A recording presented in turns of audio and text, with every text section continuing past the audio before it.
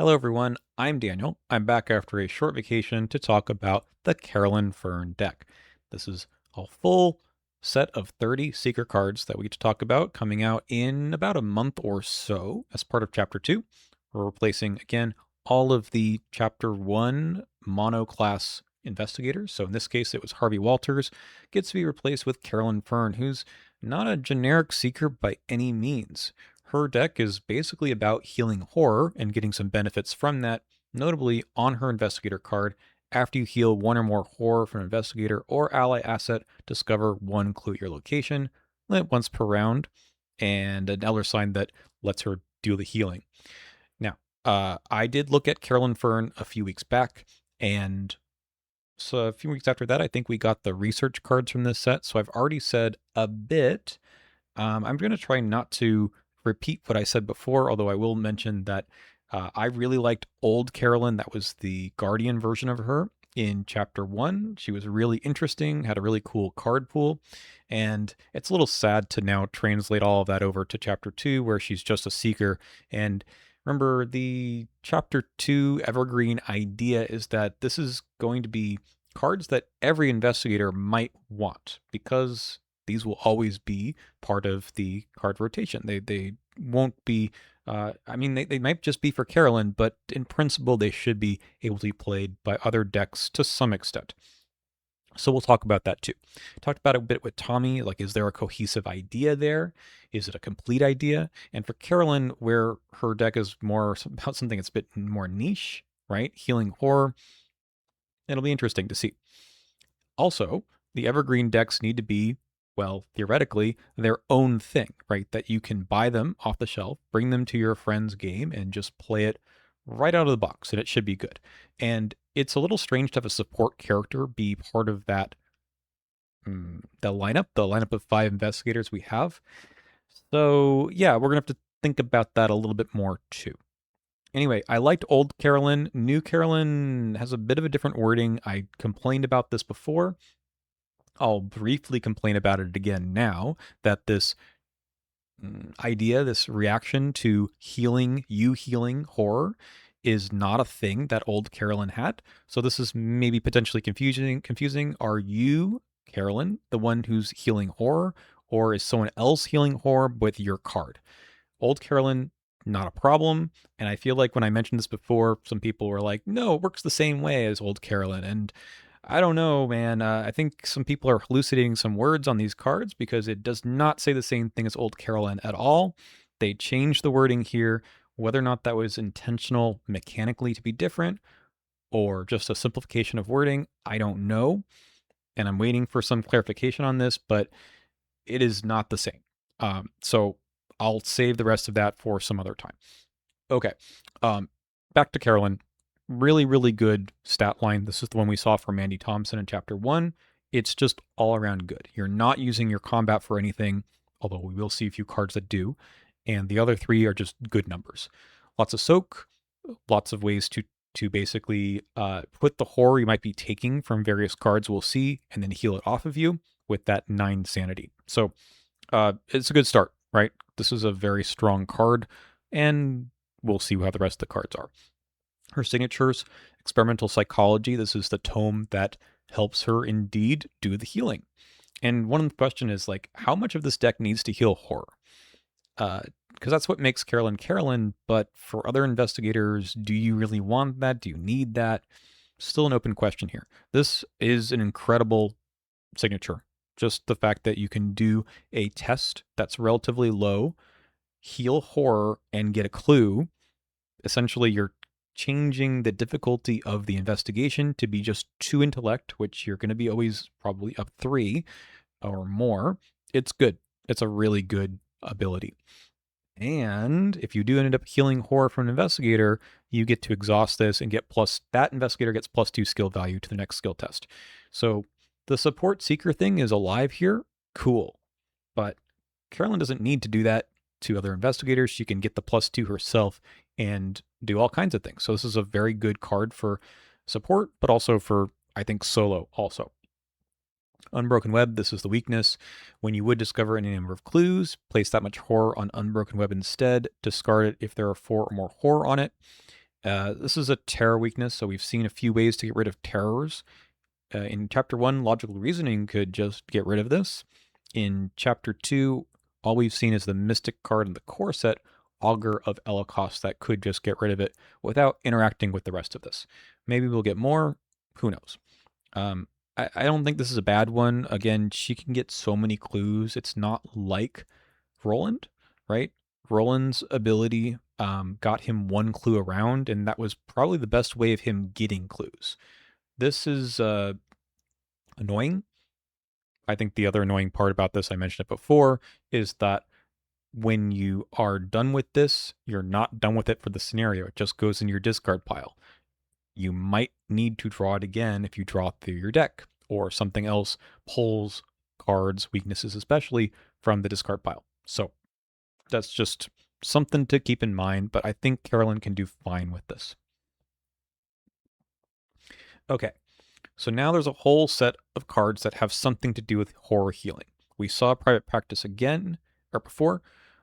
This gets you resources. It's kind of like pulling old Carolyn's ability in. Helps her probably afford the rest of the stuff in the deck. Cool. Like, yeah, just play this in Carolyn. Fine. Okay. This card.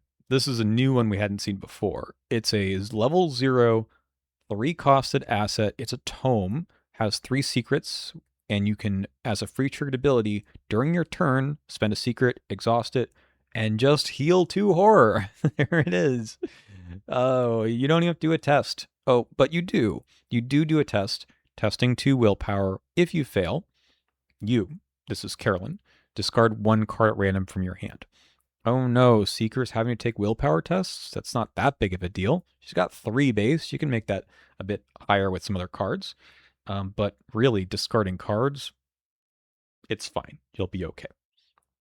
It's a good design, right? It's basically Liquid Courage from Chapter 1, but turned into a book, right? Liquid Courage made the investigator who's getting the horror healed test willpower, and then if they failed, discard a card at random. So it's really similar, but at fast speed. This is a free triggered ability. That is excellent. This is a free trigger to get a clue. If you lose cards from hand, like, you got the clue, seems fine. Very good card. Now, the hand slot is, I would say, pretty competitive, but I think you play this one. I think you play this one in Carolyn. You might play it in other investigators. Probably not, actually, because unless you're like teamed up with Izzy or something and you need to heal horror from her, I feel like this just doesn't do anything, right? It does the heal, but you don't need to do that many times for an asset. For an event, sure. For Carolyn, absolutely. But as an asset to heal 6 horror, not necessary. De-escalate. This is also a new one. Parlay. Choose an enemy at your location. Heal horror equal to that enemy's horror value. Ha ha ha. That's kind of cool. Talk to the person. You heal horror. It doesn't make them go away, but all right. This is generally going to heal 1, but sometimes 2. For 1 and a parlay. It's slow. But it gives you a clue in Carolyn, so there you go. I feel like I should have a mental checklist here of like, how many times or tally marks did I say this card is good in Carolyn and no one else cares about it?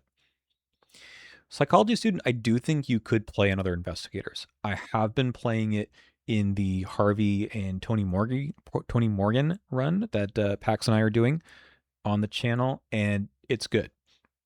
These sorts of abilities, after you play an ally, are just solid, right? You only need to do this once. It's taking up an ally slot, but then you sack the Psychology Student. Sometimes you bring it back to your hand with something like calling in favors. It's good. I think you don't need to do this that many times, but it's pretty reliable, right? Okay. Now we've got a couple of cases of upgrades. So this is more horror healing. Psychoanalysts choose an investigator location and reveal the top 3 cards of their deck. that investigator may choose to either draw one revealed card and shuffle the rest in their deck, so it's a little mini Eureka kind of idea, or heal 2 horror. Again, they're healing the 2 horror. Carolyn isn't healing it from them, or is she? Doesn't say. Anyway, and return the revealed cards to the top of their owner's deck. Wait, or yeah, that investigator does it. Yeah. Heal 2 horror and return the revealed cards to the top of their owner's deck in any order. So basically, you look at them and you say, do I want these or do I want the horror heal? Kind of interesting. It is a bit expensive for 2 resources and an action. I like this as part of Eureka as a skill. I feel like they kind of stapled these things together and just be like, well, maybe it'll be good. I don't know. How many cards in Carolyn's deck do you actually need to run that heal horror? Okay. The upgraded one is 3 XP, which is not really what I thought. I thought these would be 2 XP as an upgrade. But let's see what it actually does. It adds an extra icon for 1, willpower. One at a time, each investigator at your location reveals the top 3 cards of deck, draws one of them, and heals 2 horror. So you do both. Everyone has to be at the same location. It's pretty good, right? One of those kinds of cards that scales better the more players you have. But you get to do both. So potentially everyone takes mental trauma for whatever reason, and then you just play this turn 1. Everyone gets an extra card and the heal. That's pretty good. Now, this one also has the same wording problem as the first one, but it doesn't really matter since Carolyn's ability only fires once. So you heal the horror from yourself at least, and then you get to get the horror, get the clue for free. Good card, very good card. Would I play it outside of Carolyn? Probably, right? Someone like Joe Diamond might need this. Yeah, it's a good card. There's a little bit of horror healing that's stapled onto this evasion suite here. So we've got a 2-cost event for both of them, level 0, level 1, which is kind of funny, right? Like, I feel like the it doesn't have to be that everything's symmetrical, but a level 0 and a level 3, and then a level 0 and a level 1, where the icon added for the level 1 is a wild. I don't know. Okay. All right. So unflappable, insight, evade with agility, you get +2 for the evasion. Okay, so you're paying 2 resources to get the +2. If you succeed and you control 2 or more clues, heal horror.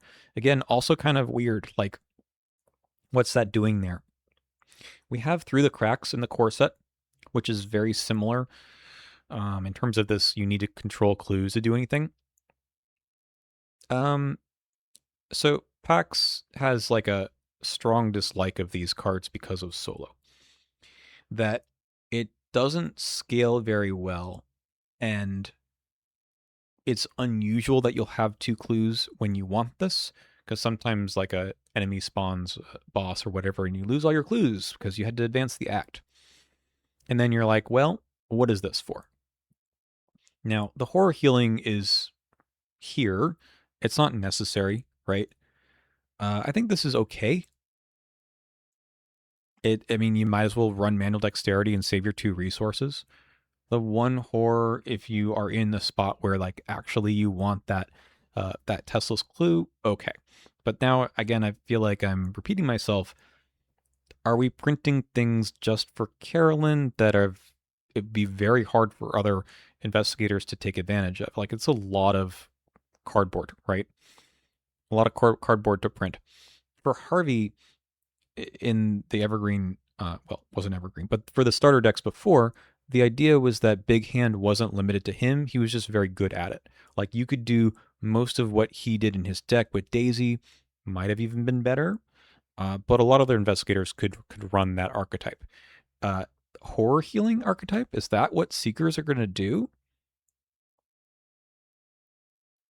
Anyway, for the upgraded one, you get +3 and heal 2. That's pretty good. That's where you would spend the 2 resources for this. For Carolyn, she's base 3, so she's evading at 6. Get a clue out of it. Yeah, not bad. Good icons. Yeah, the problem with the level 0 version is manual dexterity exists, right? Okay. So the research cards. The other reason you're doing the horror business here is because the research cards care about horror. In other words, to upgrade them, you can check that out right there.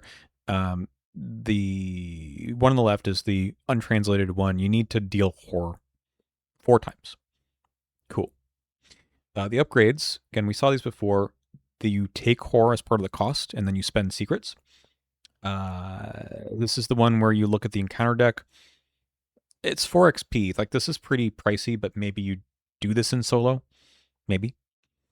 The next one is... come on. There it is. Take a horror to fight. +3 for the attack. You're using intellect. And you could do 3 damage, basically twice.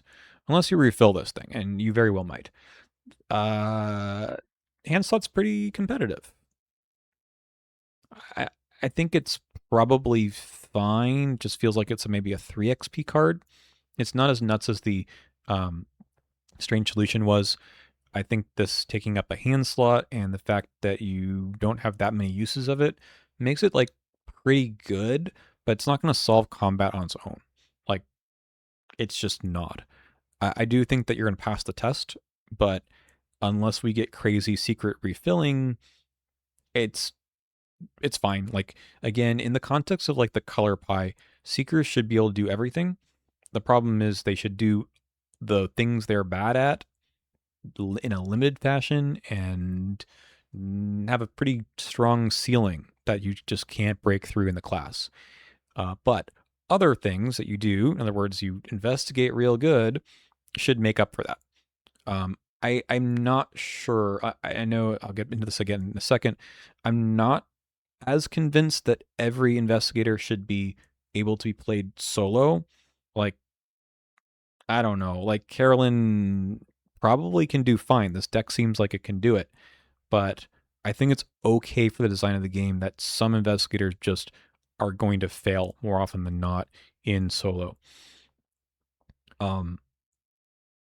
Personally, I would have printed someone more like Ursula, who had 4 agility, so she could maybe deal with enemies in a way that's more conducive to like just evasion. Period.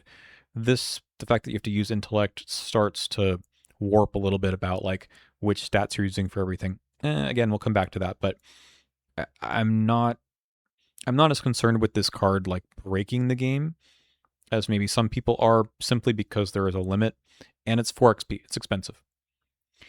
The other one, Words of Set, this one is very much a fixed guiding stones, Arcade Cliffs.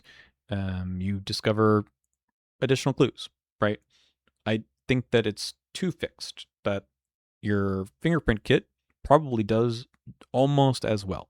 Again, without secret refilling shenanigans, which I don't think you should have. Like, that's just... well, okay. We'll come back to that. Okay. So other enemy management stuff. There's a whole series of events. This deck is mostly events, which is crazy to me. There's so many events here. This card is called Caustic Reaction, and you fight with intellect, get +1 for the attack. If you control 2 or more clues, this deck deals +1 damage. Not good. So this is the part where I agree with Pax. Like, this doesn't do anything unless you have the clues, and that's even if you're talking about 3 or 4 player or 2 player. That's really tough. Clues don't scale in with cards. What do I mean by that? I mean that because clues are scaled by players, right? But they come and go as in sort of a predictable way that the scenario controls, not players. Players can't control when they have or don't have clues, because sometimes scenarios say there's no clues left. And are the designers willing to say that there always will be clues on every location, or that they'll never flip an act and say spend all your clues, lose all your clues? That seems very limiting. Yeah. I know I've Got a Plan existed before, but I don't think they want to or should repeat those sorts of mistakes. Um, that card was very good in multiplayer because you could stack clues and then you did just as good or better than the fighters could. But didn't work very well in two-player, okay in two-player.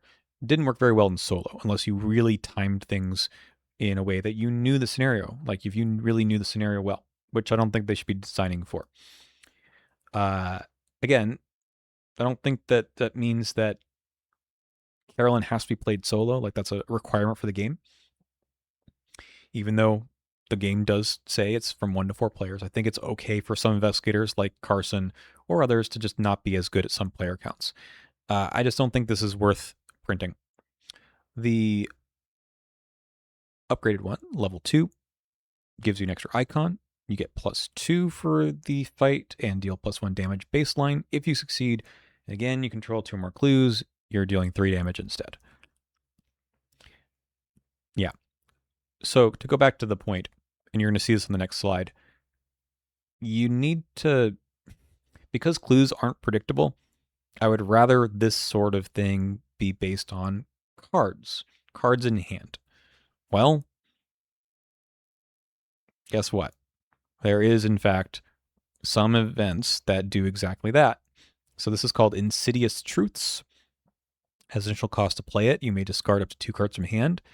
And for each card discarded, you get +2 combat. So now we're fighting with combat and deal +1 damage for the attack. So you're now using a resource that you actually are controlling to some extent, right? You draw lots of cards, you're a seeker. You use them, there's a cost for that, right? Can't use them for their intended effects. And then you get a bonus to your fight. Works well in solo. It works just as well in higher player counts because there's not more cards available to you in your own hand, depending on the player count. This is Occult Invocation, right? It's just not a spell anymore and doesn't use intellect. Slightly different bonus, right? That was +1 intellect. This one's +2 combat. Good card. This is what I wish they would have done and not needed to print like 5 other cards that were enemy management. Like, I'm surprised how many cards deal with enemies here. Again, I understand why, right? She doesn't have any other native ways of dealing with this. I should go back and look at the Harvey deck. Like, he's got Mind Over Matter level 0. He's got the level 2 version. Got the Occult Invocation. Disc of Insomnia, right? These are very seeker-like ways of dealing with enemies. You have to very expensive, right? You have to put down the Disc of Insomnia, but it does very well. These, I'm just not really sure. It feels a little off to me. I like this one though, Hypnotize. Level 2, 2 cost event, like everything seems to be. Parlay, you get +2 for the parlay. Choose a non-elite enemy at your location. The test difficulty is equal to that enemy's remaining health, so you can butter them up a little bit. If you succeed, shuffle that enemy into the encounter deck. It's Persuasion, but easier, right? Persuasion had this like weird increase of difficulty for its horror value. Remaining health, though, could be high. Like, what if it's a 5? If you're Carolyn, you're up 2 already. This is pretty good. It is level 2. Admittedly, Persuasion was level 0. I think this is quite a good card. Strange that it's not an insight or anything else. It's just science. That is weird. So let's move on. Next slide here. We've got some cool tomes. Cool tomes. I said that the hand slot was, in fact, quite competitive. Autopsy Report, 3 cost, 3 experience points, level 3 card with a bunch of interesting icons. Item, Tome, and Science. After an enemy in your location is defeated, reaction, exhaust, Autopsy Report, investigate using your intellect. You get +X, where X is defeated enemy's printed health to a maximum of +5. There's no uses on this. So every round, and you can have 2 of these out, I suppose, you can get a free investigate off at a +2, 3, potentially 5. It's an extra investigate. This is really good. It's kind of an exciting card, really. Maybe for Joe, like this is cool tempo. Like action compression is kind of off the charts. You're only getting 1 clue, but I mean, it's actually interesting, right? If you're only trying to get 1 clue, so for flexes, for solo, this is really good. For 3XP, other investigators probably want to be getting more than 1 clue for these sorts of effects, but it's kind of like getting additional clue without any sort of cost. Compare this to the Dreamer's Chronicle right here, which I've played and I think is insane. This gets you 8 clues, but you need to spend 4 actions to do so and take 4 horror. Autopsy report, kind of the same thing. Doesn't run out of secrets. Don't take the horror. For Carolyn, you kind of want Dreamer's Chronicle. Like, I don't think you upgrade this into Autopsy report. I mean, you could. I think it's quite good. Anyway, Dreamer's Chronicle is just bonkers. The whole difference between this and Fingerprint Kit, it's got the extra secret. You don't actually take the horror until you succeed.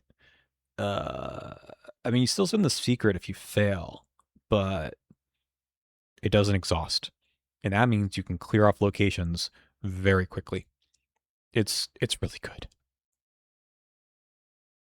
There's more to it. There are more things with tomes. So, well, the whole hand slots are competitive thing gets fixed with the University Archivist. 2 cost, like most of these Miskatonic allies are, you have an additional hand slot, which can only be used to hold a tome asset. Great. Now you can have all these things in play. Pretty good. Level 0. After University Archivist enters play, search the top 6 cards for a tome asset, add it to your hand, shuffle your deck. 1/1 soak. You don't want a killer, though. This is going to fish out those really good tomes like Signature Asset for Carolyn, right? I think you have to play this one and pull Charisma for the ally or something. I don't know. Like this is, uh, or Dorothy. I think you really want this if you're able to assemble everything. There's just not that many assets in here though, but it feels like if you are only playing one of them, I mean, you can, but it's like if you're playing more than one, you kind of want this. I'm kind of an asset like fiend, though. I would love to have multiple things in play, and it's really hard to envision just one of those books, unless like you have super card draw, but you don't. It's not like you're running Harvey here. I don't know. Good card, good design. Typewriter level 2. Yeah, okay, this is a tool. 3 secrets. If there are no secrets on it, discard it. Secrets on typewriter may be spent as if they were on tome assets you control. They've done it. They've made some way for you to refill those other stupid tomes. But only 3 for 2 XP. Costs you a couple of resources in action. It's not enraptured 2. How good is this? I mean, it's really a nerfed like Ariadne's Twine. Like that's a crazy card. This one, again, we've found nothing that's going to add secrets yet. There will be a skill card. It feels like it's kind of an event, except for now you can share the secrets across the different tomes you have. It's probably fine. Again, it's 2 XP, which is kind of a luxury. Maybe if you're playing 3 or 4 player, but if you're not, this is pricey. This is pricey. You better really want to find those other tomes. Okay. Couple reprints. There actually weren't that many. There's these 2. There's 2 more coming up. Preposterous Sketches, a fair card. Magnifying Glass is level 1. Sometimes an unfair card. I'm surprised to see it back. It's 0 cost and it's fast. That makes it already just a very good answer for most of the problems with Shroud. So, like, why run those other things that we just saw if this just gets the job done? You can even run two. The returning it to your hand has some neat applications. Generally not that important, but okay. I don't have much more to say about it, but you really have to. I mean, again, I think Carolyn's ability makes you want to run all the horror stuff. This is just generically good. Sharp Rhetoric has an upgrade, just like the one we saw for the Guardian, which was called Endurance, I think. This one has an extra wild icon. I assume the icon on Endurance is supposed to be there, and it was just an error. I think this is a good card. There's going to be a lot of parlays out there that we saw some in this deck already. If you have the money, so you're maybe running lighter on those events that we saw, then I think this is good. Okay, level 5. Here is the capstone to everything that's in this deck. It better be good for 2 resources and 5 XP. It's got some good icons. Commune with the Cosmos, a spell. When you play Commune with the Cosmos, you may take up to 3 horror. Generally a good thing. Investigate, you get +2 intellect for the investigation. If you succeed, discover X additional clues, where X is the amount of horror on you. So it's maybe a minimum of 3 at this point, but a maximum of 4. So solo, probably don't run this. Right? Like, there might be locations with 3 clues on them, but that seems pretty pricey to do that. In 4-player, you might have a location with potentially 12. Usually it's going to be 8. And this gets you 5 clues potentially. I mean, that's a lot. So it seems like a really good card for that. And it's okay that you can't run this in lower player counts. Some cards can just be for certain player counts. Fine. A little disappointing for a 5 XP card, but clearly you're only getting +2. Just bump it up with something else. I feel like the rate of you getting clues with the whole healing business is probably faster than this, but you can do this in other investigators that might have a lot more horror that they could take, which we haven't seen yet, right? Level 5, it's just Joe, who's just not going to play any of these things to take extra horror. That seems crazy. So yeah. 4 skills. Not as many as Tommy, I don't think. I think Tommy had more. I could be wrong. Let me check. Yeah, Tommy had 1 more. Okay. Old cards, deduction. We have an extra copy of deduction. Fine. Fine. We have a new flavor text though. The old one, which still had the Daisy art on it, was different. I think it was the same flavor text as the original one with probably Rex, I think that was. And then level 2 deduction. Again, something that you upgrade into in 3 and 4 players, but not really in 1 and 2. Good cards. There they are. I think it's fine. I mean, it's good to keep these in Evergreen. The reprint of a card that's already in the core, kind of talked about this before. Not my favorite, but it's fine. Don't have to worry about that too much. Okay, there's 2 new ones though. Establish motive. This has 1 wild icon. If the skill test is successful, the performing investigator searches the top 6 cards of their deck for an insight event, draws it, and shuffles their deck. It's a little bit of a no stone unturned, but only for insights. Uh-oh, how many insights were there here? Let's look. I will count. Actually, there were a lot. Looks like there were about 12, and then an extra one with Joe's signature. That's pretty good. A number of those were upgrades, but still, that's pretty reasonable. Maybe there's some other insights in other classes that I didn't look for, like probably in Guardian. Anyway, yeah. Yeah, okay, that's good. And then literary analysis. I think this art is weird. Like, what's going on here for I don't know, 1920s. It's like, it's not even the outfit. People complain about the outfit. I think she's just like, how is she doing literary analysis? She's on the phone. I don't know. Like, this is a would have been a quintessential, like, someone sitting at a desk reading something, and she's on the phone. Like, huh? Anyway, um, good icons here. If the skill test is successful, replenish a secret on a tome asset at your location. Replenish being a huge word here.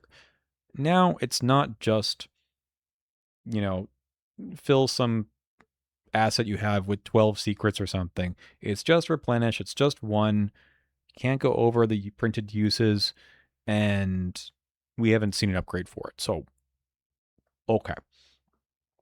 It's reasonable. Again, this plus the typewriter means you can go a little bit above and beyond what you already start with. I don't think it'll get crazy. I think they were very cognizant of that. They didn't want these to go crazy. And if in the new investigator expansions or whatever they're going to call them, that they want to print something that's crazy, then it'll go out of rotation, and then that's fine. Like, try something weird there. These should always be a bit more broad and not as bonkers. Now, that's the deck. I don't hate it. um, I still feel like the Harvey deck was really good and interesting. Most of these cards, I think you play them in Carolyn. Oh man, I have to go back and look at them all again just to sort of check. I kind of feel like, okay, so these two are fine, right? Um, let's go back. Yeah, these are going to be played in every one. There's nothing special about these. The Taking the Horror is good for Carolyn, but otherwise, it's fine. Not exciting. Maybe someone will get like 0 to 5 spell cards or something like that. And that'd be pretty cool. But all right. And these are just good generic cards. So we've looked at what? 8 so far? Okay. 8 of the 30 are fine. Mm, yeah, these could have been printed for Daisy, right? Okay. 10 of the 30 seem okay. Again, I've played Dreamer's Chronicle outside of Carolyn, and it was good. I think you need a plan for the horror, but not a huge plan. It's strong. Okay, 12. Like the other one I think is good. Like Joe would play that. New Joe. Um, okay. Hypnotize I think is interesting. Again, I like the effect. This is usually pretty pretty useful. People poo-poo the idea of shuffling something back into the deck, but if it has a bunch of Doom tokens on it, you want to get rid of it. Insidious Truth I think is fine too. I don't know what I'm up to, like 14 or 16. These are fine. They're coming. Oh, I'm going backwards. Okay. So yeah, these are like Carolyn only, but I think the research cards have always been hit or miss, and it's okay. It's fine. I'm not going to be worried about that too much. These are the other ones. Similar. I don't think. I mean, you could, but I just don't think these cards are that good. And then the Caustic Reaction. I think these cards are just bad. Maybe Joe plays them. Maybe Joe plays the level 2 version. Maybe. I feel like they were trying to make something for fighting and didn't want to get too crazy. I think they could have just like not printed as many cards, and it would have been okay because we have the evade ones too. Yeah, here they are, unflappable. I think the level 1 is like quite good. I like that, even outside of Carolyn. Level 0 is, it just has that problem of you might as well just play manual dexterity. The level 3 you could play outside of Carolyn. Level 0, no. That's all right. Uh, Psychology student, maybe. De-escalate, no. These probably no. And that's it. Okay. but does it make a good deck? Are we missing something? There's no movement in here, huh? I guess that's not part of Seeker anymore. There's some in the core set. Economy. Nothing in here outside of psychology or preposterous sketches drew cards. Nothing gained resources outside of private practice. We're missing like crack the case. We're missing some stuff here. I feel like 4 cards. They could have taken like 4 cards out of here and put in some more generically good things for just the Seeker class to function without it getting too crazy. But I think we're missing that. I don't think the research cards, like in Harvey, there were just 2 upgrades. This has 3. They could have done the limit 1 trick, although people don't like that. I think we're missing something. It's not a bad deck. I think the design is okay. But I feel like there's no burning the midnight oil. There's no cryptic writings. That sort of thing. Again, those are good cards.